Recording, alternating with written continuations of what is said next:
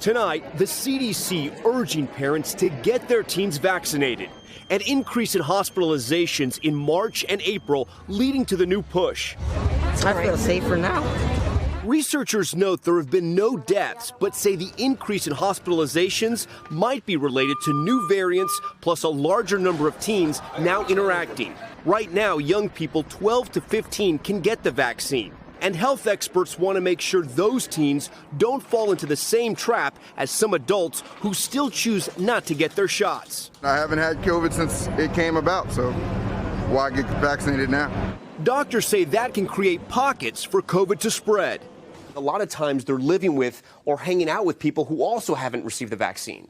Well, yes, Tom, that is a real problem because when we consider what happens in communities, especially those of lower income, where there is more crowding, we have unvaccinated people and many of them together, and this virus will continue to spread, so we will have more outbreaks. In Maryland, people who are unvaccinated are twice as likely to end up in the hospital compared to those who developed the infection earlier this year.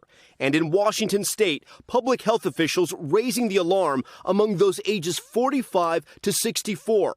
Hospital admission rates are 21 times higher for the unvaccinated. Dr. Gupta, give us the reality check on the unvaccinated in your hospital. It is to the tune of 95% or higher, the individuals that are coming into the hospital with COVID, especially into the intensive care unit where I see these patients, they are not vaccinated.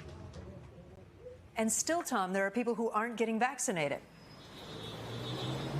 Kate, persuading the unvaccinated is getting harder and harder. With mass vaccination sites starting to close and incentives still being passed up, it's unclear what, if anything, will motivate those millions of eligible Americans to get their shots. Thanks for watching our YouTube channel. Follow today's top stories and breaking news by downloading the NBC News app.